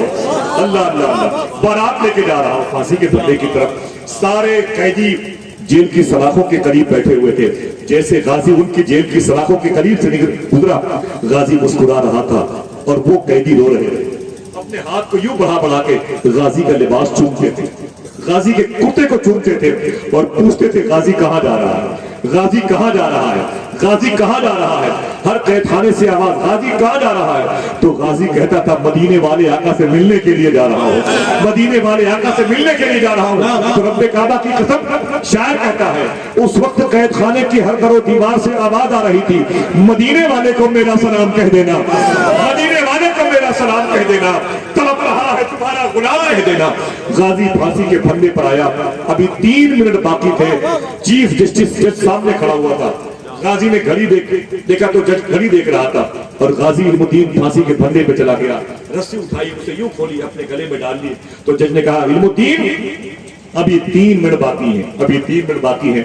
गाजी तड़प के बोला, जालिम जज तू घड़ी देख रहा है, मैं सामने अल्लाह के रसूल को मुस्कुराते हुए देख रहा हूं, सामने अल्लाह का नबी आया हुआ है। अल्लाह अकबर, गर तेरी याद से दुनिया से गया है कोई, जान लेने को दुल्हन बन के कज़ा आई है। गाजी शहीद हो गए, इन्ना लिल्लाहि व इन्ना इलैहि राजिऊन। गाजी शहादत उज़्मा के मंसब पर फाइज हो गए। बस ये बातें खत्म नहीं, लेकिन लेकिन लेकिन जब गाजी की नमाज जनाजा पढ़ने की सात मुबारका आई ना, ये बातें मुझे बतानी है और आप इसे याद रखिएगा। जब उसकी नमाज जनाजा पढ़ाने की नौबत आई ना, तो मालूम है आपको, बड़े बड़े मशाइख थे, बड़े बड़े मुहद्दिसे ज़माना थे, बड़े बड़े फकीहाने हरम मौजूद थे। बड़ी बड़ी कदावत शख्सियतें, बड़े बड़े अब्दालो औतादो अबरार पहली सफ में खड़े हुए थे। डॉक्टर इकबाल पीर मेहर अली शाह ने फैसला किया, किसको किसको किसको लाया जाए मुसल्ले पर। सामने जनाजा रखा हुआ था शेख सरदार गाजी इल्मुद्दीन शहीद रहमतुल्लाह ताला अलैह का। तो डॉक्टर इकबाल ने आगे बढ़कर फरमाया, हुजूर ये मुझ पर छोड़ दें, नमाज जनाजा कौन पढ़ाएगा। उस सफ में आला हजरत के मुरीद, आला हजरत के शागिर्द शेख दीदार अली शाह खड़े थे। डॉक्टर इकबाल आगे बढ़े और शेख दीदार अली शाह का हाथ पकड़ा और फरमाया कि आप सबसे बाहर निकले, आप मुसल्ले पर चले, इल्मुद्दीन की नमाज जनाजा आप पढ़ाएं। तो हाथ झटक के बोले शेख दीदार अली शाह, ना ना ना डॉक्टर साहब, कैसी बातें करते हो, इतने बड़े बड़ों की मौजूदगी में मैं इस मुसल्ले पर कैसे पहुंचूंगा। तो डॉक्टर इकबाल रो के बोला, حضرت میں اس لیے آپ کو اس مسئلے پر دیکھنا چاہتا ہوں. میں چاہتا ہوں کہ ایک عاشق کی نماز جنازہ وہی پڑھائے جس نے بریلی کے عاشق کو دیکھا ہو, جس نے بریلی کے عاشق کو دیکھے. اللہ اکبر اللہ اکبر. شیخ دیدار علی شاہ مصلی پر کھڑے ہوئے, اجازت طلب کی پیر مہر علی شاہ صاحب اللہ سے, پر مصلی پر کھڑے ہوئے جیسے تکبیر اولیٰ کہنے کی نوبت آئی نا, معلوم ہے کیا ہوا؟ آپ زمین پر ترام سے گر گئے. یہ کوئی ایسی کہانی نہیں جو انقلاب اور سہارا اور جرائم اور خاتون مشرق پہ چھپی. خدا قسم ذرا وقت دو تو ہزاروں کتابوں میں یہ واقعات مل سکتے ہیں.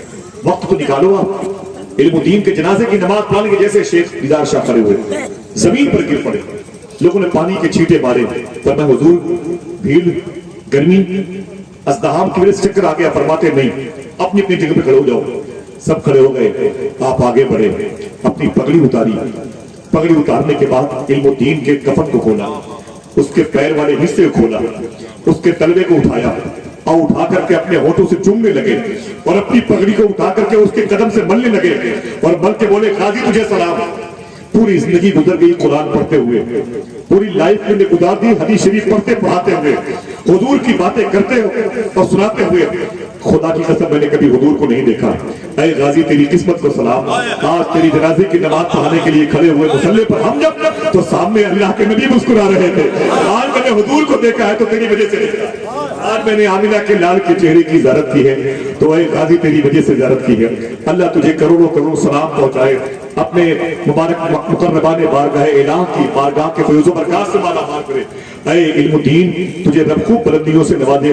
تیرے درجات کو سلام, تیرے مراتب اولیٰ کو سلام. جس ماں کی شکم میں تو نے قیام کیا اس ماں کی شکم کو سلام. جس قبیلے سے تیرا تعلق ہے اس قبیلے کو سلام. اے غازی حضور کی بارگاہ میرا سلام پیش کر دینا.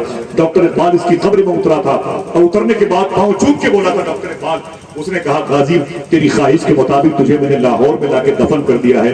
اب میری خواہش ہے کہ حضور کی بارگاہ میں کہنا اقبال نے آپ کو سلام بھیجا.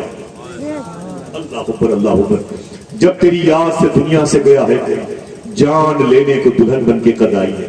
یہ عشق رسول کی آگ ہے. سمجھ رہے ہیں, غالب نے کہا تھا اے عشق تیرے صدقے جلنے. غالب نے کہا تھا یہ عشق نہیں آسان بس اتنا سمجھ لیجیے ایک آگ کا دریا ہے اور ڈوب جانے کی بات کی ہوتی تو ہم سب اسی میں تھے.